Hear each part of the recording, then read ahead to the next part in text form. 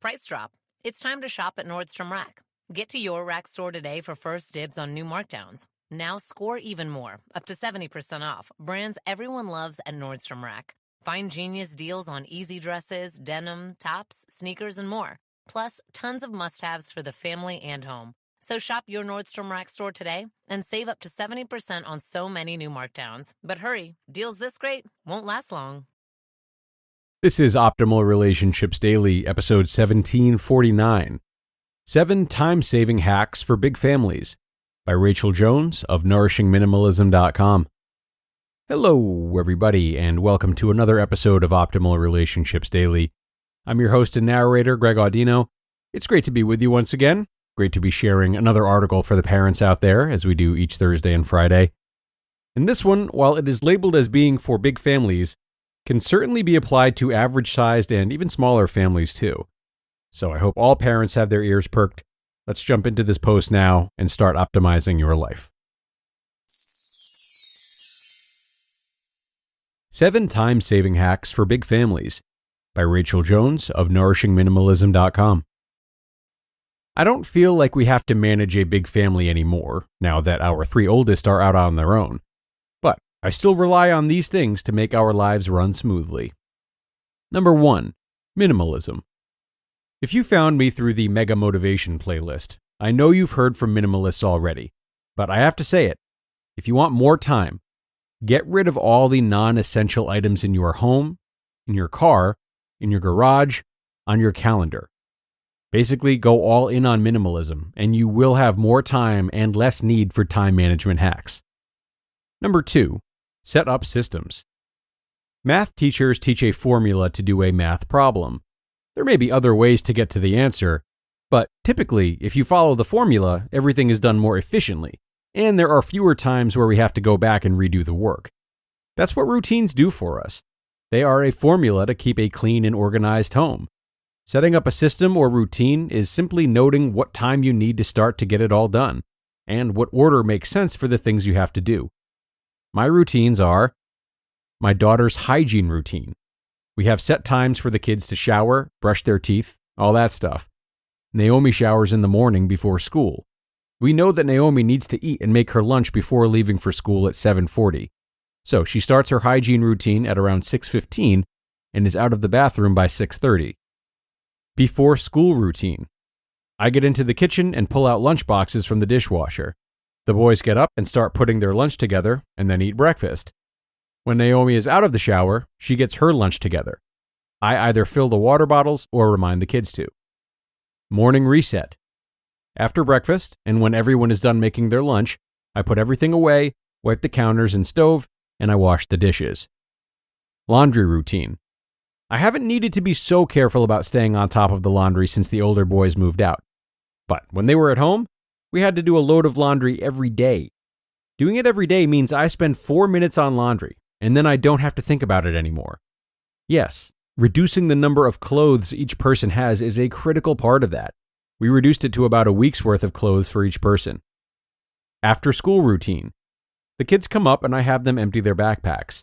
The lunch containers go in the sink, masks get washed, backpacks get put away. This is also a good time to have the older kids help mom, taking out the trash, fold and put away laundry, sweep or vacuum. Just 10 to 15 minutes before they run off to do their own thing. It can be so helpful. Dinner routine. On average, it takes 30 to 45 minutes to get dinner on the table. So I know what time we need to eat dinner, and I start cooking 45 minutes before that time. Evening reset. After dinner, we all clear the table. Someone unloads the clean dishes from the dishwasher. Someone loads the dirty dishes. We put away all the food and wipe the counters off. I've heard many people use the term, the kitchen is closed. That means that after the dinner stuff is cleaned up and put away, no one is going back in to cook or eat. The kitchen is closed.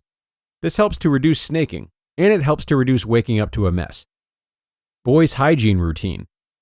We know that the boys need to be in bed by 8 p.m., so at 7:30, they need to start their hygiene routine of showers, pajamas, and brushing teeth. And weekly reset. Saturday morning, we all work together using the weekly home reset checklist and clean the house. Having a time when the house is completely reset takes all the daunting mental energy I would use before thinking about what I would need to clean. Number 3, make time for yourself. It seems counterintuitive to say take time out to slow down when you're out here looking for ways to get more squeezed out of your day. But it's true. When we take time out for ourselves to slow down, breathe, enjoy some fresh air, allow our mind and body to rest, the work we do will be more productive. If we are in a frantic, overwhelmed state, we're not working productively.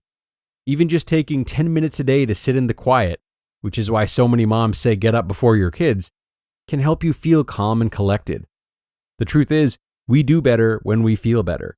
And if we only ever stress about how much we need to do, our energy will be spent up with the thinking and the stressing, and not actually any doing. Number 4, have something easy on hand.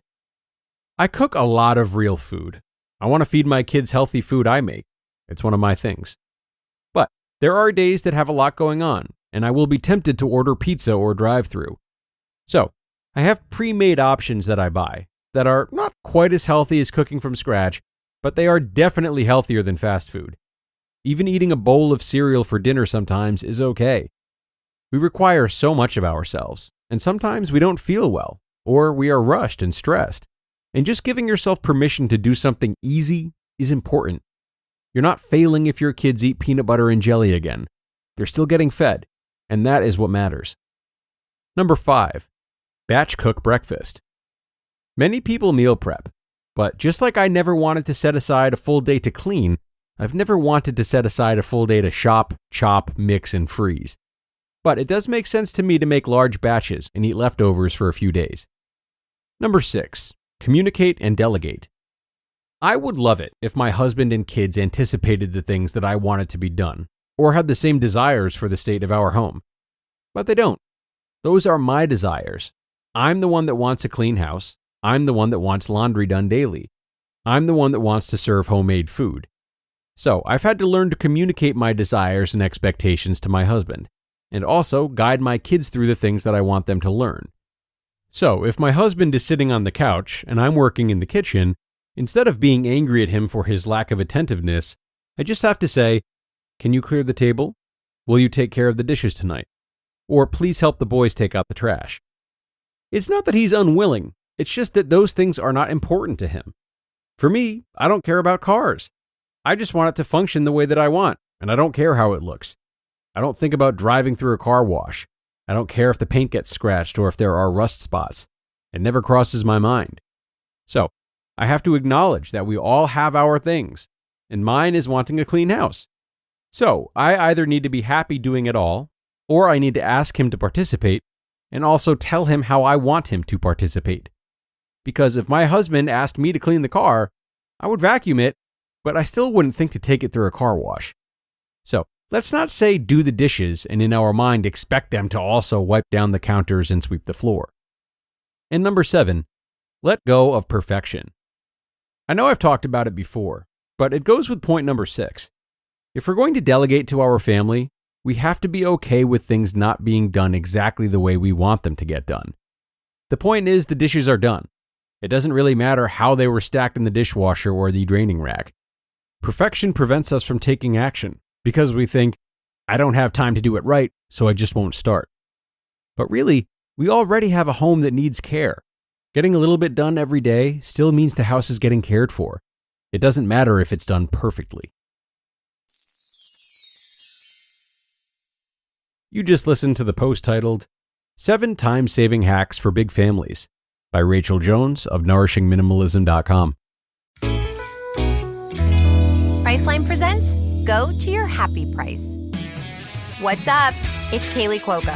When it comes to travel, we all have a happy place. You can see yourself already there. It's beautiful. It might be sunny and sandy for some, neon and urban for others, deserts or rainforests or hiking trails.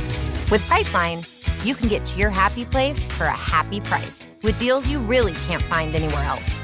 Like up to 60% off select hotels to Costa Rica or 5-star hotels for 2-star prices in Cabo.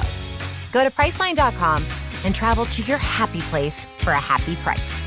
All right, see ya. I'm off to Miami. No, actually, wow, look at that. No, I'm going to Hawaii now. Ooh, Cancun looks nice. You know what? Belize looks pretty nice this time of year.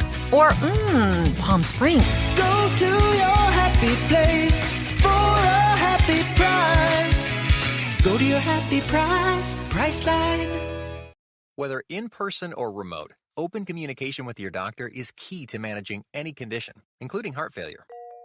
How have you been feeling? I'm okay. Both are great options to continue having open conversations with your doctor about how you're feeling. I've had less energy. And when you speak openly with your doctor, they're better equipped to help. Visit heartfailuretalks.com to learn more. And a big thank you to Rachel for this post today. Definitely a terrific blueprint laid out for how to schedule your time as the head of a big or small family, really. Now, for some of us, once we have a routine in place, it can really be all-consuming. I know I'm like that. I don't necessarily think of routines and structure as being of particular importance, but once I'm in one, I get very dialed in, and it can be hard for me to deviate from it. And that's why I really love the note that Rachel ended on today about letting go of perfection, as well as her sixth bullet about allowing and recognizing that others don't necessarily share the same values. To me, making breathing room like that is such a great way to maintain a healthy relationship with a strong routine and not get overly attached to its outcomes. We might think of any facet of self-improvement this way. If we get so wrapped up in it and attached to the result, we're leaning a bit too far towards self-improvement and too far away from self-acceptance. Error and progress really need to go hand in hand in order for us to relate most healthily to either of them.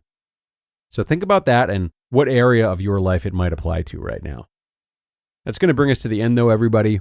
Thank you so much for joining today. I really hope that you liked this post. Well, we've heard a lot from Rachel, both here and on OLD, so it's always nice when she has a new piece of content for us. Anyway, have a terrific rest of your day, and don't miss out on another parenting episode tomorrow. That's where your optimal life awaits.